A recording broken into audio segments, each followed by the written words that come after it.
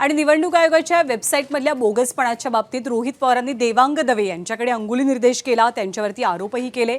पण देवांग दवे यांनी यापूर्वीच्या कुठल्याही आरोपांशी किंवा निवडणूक आयोगाच्या वेबसाईटशी आपला संबंध नसल्याचं स्पष्ट केलेलं आहे। या स्वायत्त संस्थेचं इंटरनेट नाही तर त्यांची वेबसाईट ही हँडल करण्याची जबाबदारी कोणाला इलेक्शन कमिशन दिली तर ही दवे नावाच्या या व्यक्तीला तिथं दिलेली आहे। इलेक्शन कमिशनच्या वेबसाईटवर काय काय माहिती असती, सगळी माहिती असते। आणि मग ही माहिती जर दवेला तिथं वेबसाईट वापरण्यासाठी दिला असेल, दवे हा जर भाजपचा पदाधिकारी असेल तर आमच्या आधी दवेकडे सगळी माहिती होती। त्याच्यामध्ये काय ॲड करायचे, काय मायनस करायचे हे दवेली त्या आमदारांना नाही तर उमेदवाराला विश्वासात घेऊन केलं, असं आमचं ठाम तिथं मत आहे।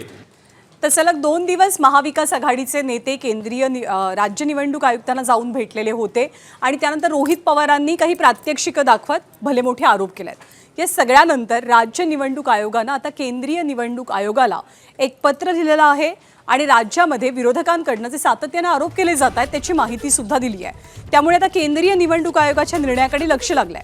महाविकास आघाडीतल्या महत्त्वाच्या नेत्यांनी निवडणूक अधिकाऱ्यांसोबत एक बैठक केलेली होती आणि आता रोहित पवारांनी सुद्धा काही सनसनाटी आरोप केले। त्याच पार्श्वभूमीवर ही माहिती देण्यात आली।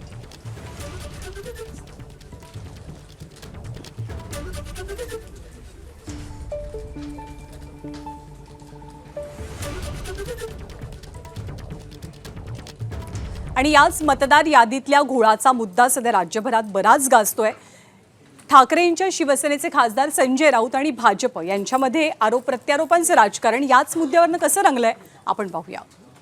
निवडणूक आयोग हा भारतीय जनता पक्षाची एक्सटेंडेड शाखा आहे। जसं ABVP त्यांची एक आहे, RSS आहे, इतर काही त्यांच्या संस्था आहेत, रामभाऊ म्हाळगी प्रतिष्ठान आहे, बरोबर आहे।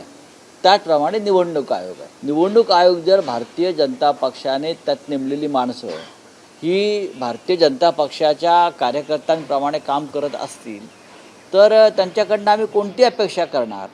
ज्या पद्धतीनं कंसाला शेवटच्या काळामध्ये पाण्यामध्ये श्रीकृष्ण दिसत होता, जेवणामध्ये श्रीकृष्ण दिसत होता, शस्त्रामध्ये श्रीकृष्ण दिसत होता, आपल्या समोर असलेल्या प्रत्येक माणसामध्ये श्रीकृष्ण दिसत होता, त्याच पद्धतीनं संजय राऊत यांना प्रत्येक ठिकाणी भारतीय जनता पार्टी दिसते। संजय राऊत आणि उभाटा गटाचा शेवटचा कार्यकाळ सुरू आहे, त्यांना सगळीकडे भारतीय जनता पार्टी दिसते।